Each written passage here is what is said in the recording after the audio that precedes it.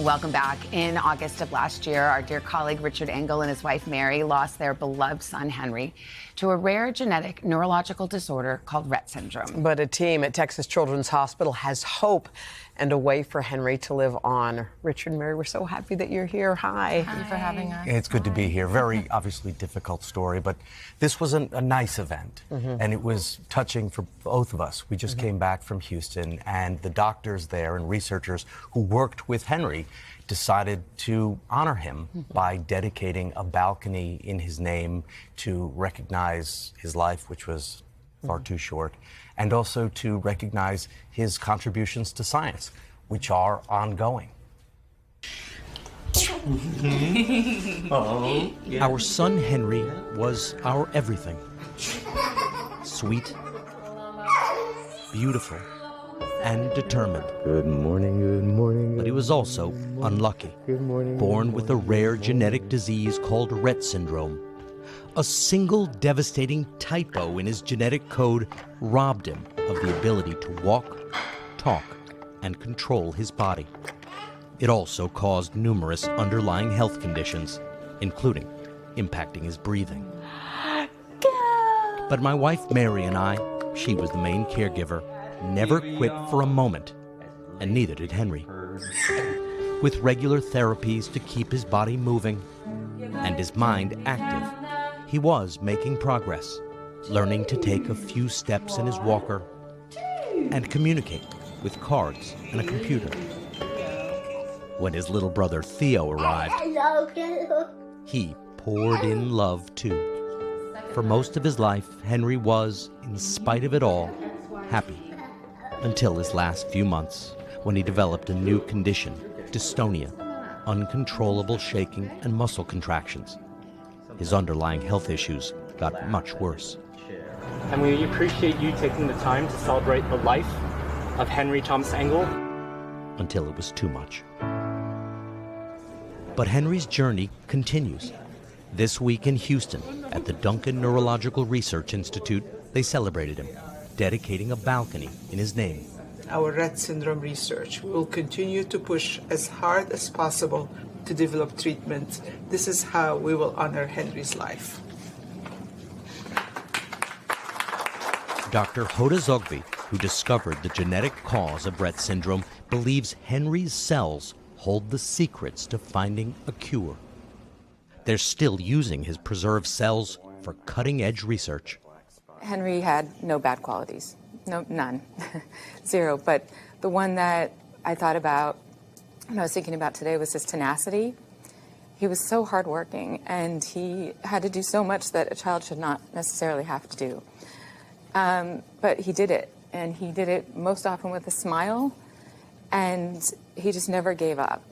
It didn't happen in his lifetime, but with his cells still working, still contributing to science, it would be an amazing, miraculous legacy that we're looking forward to. He definitely will. While there are other children suffering from Rett syndrome, Henry's specific genetic mutation had never been seen before. And for science, one of a kind is valuable. Does the research with Henry's cells have the possibility to advance other kinds of neurological issues? Absolutely. You can apply that to hundreds of forms of autism where only one copy of the gene is missing, but the other copy is still there. What was it like for you and members of his research team who worked so closely to learn that he hadn't made it? So that was one of the hardest days in our career. I would share openly with you. We all cried. We lost our son, our Henry. He was almost 7 years old, but he will always be with us.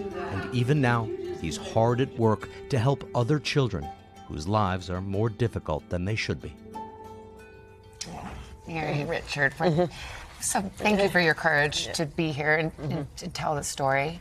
And Mary, you said something so wise, that you want this to work to go on. You don't want to see anybody else have to go through what Henry and what you went through. No, we don't. We think of this as, we have a vendetta against the syndrome, and we want we want to cure it. We don't want anyone else to go through this. We don't want any other child to lose their life. I mean, Henry lost his life to Rett syndrome, and we want it gone. The science is so important, and watching you talk with the doctor and seeing the advancement.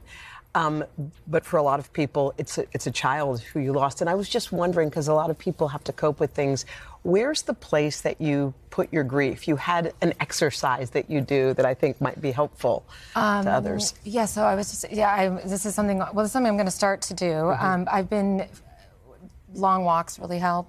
Also just, when it comes over me and I think about Henry all the time, I just go with it. Because to push it down and try to not feel it doesn't help at all.